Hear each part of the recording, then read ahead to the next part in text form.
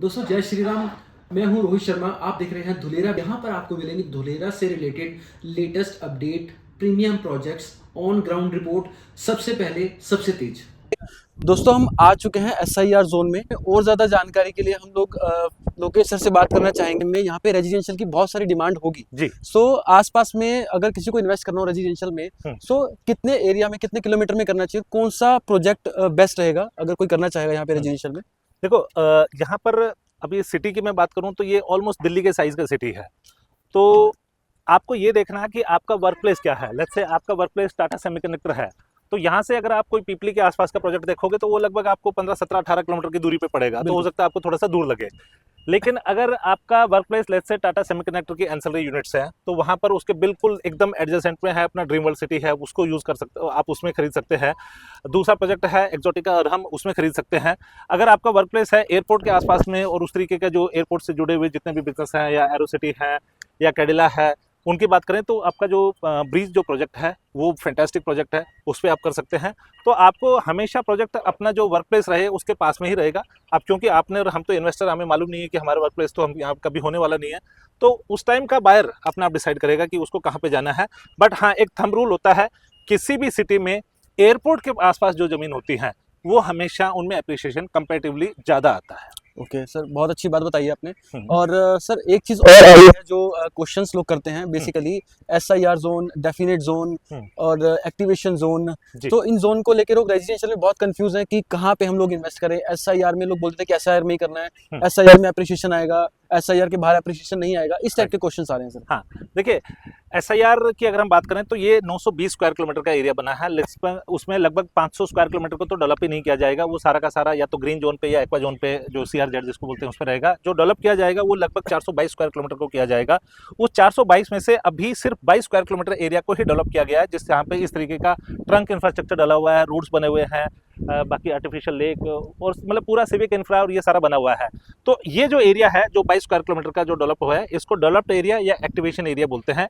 यहाँ पर भी रेजिडेंशियल है आपके पास में।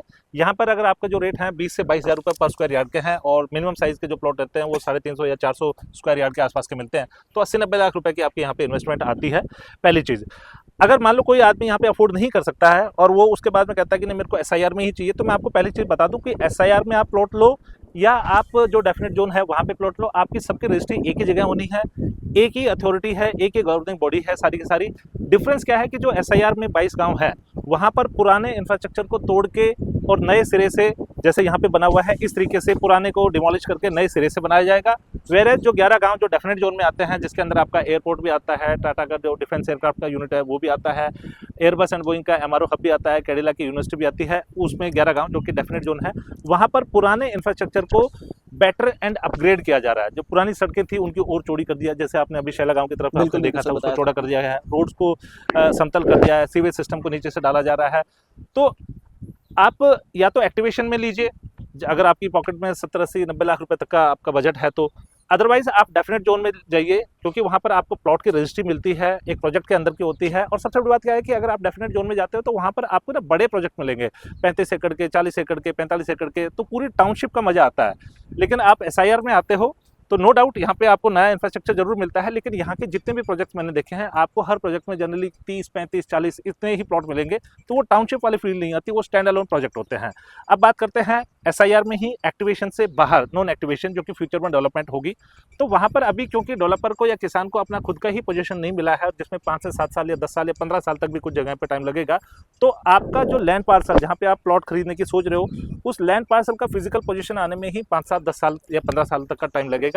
और अभी जो आप खरीदोगे उसमें प्लॉट की रजिस्ट्री ना होके लैंड पार्सल की हिस्सेदारी की रजिस्ट्री होगी। अगर आप इन कॉम्प्लिकेशंस के साथ में ओके हो तो आप SIR में डेफिनेट जोन में ना कर सके और आप SIR के अंदर नॉन एक्टिवेशन में भी आ सकते हैं। दोस्तों आई होप आपको ये क्वेश्चन क्लियर हो चुका होगा। सो क्वेश्चंस तो बहुत सारे हैं, मैं एक लास्ट क्वेश्चन और पूछना चाहूंगा सर से कि यहाँ पे लोग कह रहे हैं कि इतनी बड़ी सिटी बनने जा रही है, SIR जोन है, एक्टिवेशन है और स्टेट गवर्नमेंट, सेंट्रल गवर्नमेंट का पार्टिसिपेशन हो रहा है, तो यहाँ पे बैंक लोन नहीं है, इतनी बड़ी सिटी और बैंक लोन नहीं है। सो इसका क्या आंसर करना चाहेंगे आप सर? देखिए, बैंक क्या करता है कि बैंक अराउंड 37 पैरामीटर्स को देखता है, जिसमें कुछ पैरामीटर प्रोजेक्ट के होते हैं, कुछ डेवलपर के होते हैं। बहुत सारे प्रोजेक्ट जो पैरामीटर हैं वो आपकी सिटी की ग्रोथ है, सिटी की जो सराउंडिंग है उसको देखा जाता है। अनफॉर्चुनेटली आज की तारीख में बैंक्स के क्राइटेरिया पे धुलेरा सिटी बहुत ही इनिशियल स्टेज पे है। दैट इज द रीजन यहाँ पे किसी भी प्रोजेक्ट में आज बैंक लोन नहीं है, लेकिन आने वाले टाइम में फॉर श्योर रहेगा। लेकिन एक चीज का मैं आपको जरूर बता रहा हूँ, जिस दिन बैंक लोन यहाँ पे आएगा उस दिन आज वाले रेट आपको नहीं मिलेंगे। तो अब आपके पास में चॉइस है कि आपको बैंक का इंतजार करना, definitely you can wait for that. Otherwise आप यहाँ पे आज अपना इन्वेस्टमेंट करिए, लेट इट ग्रो।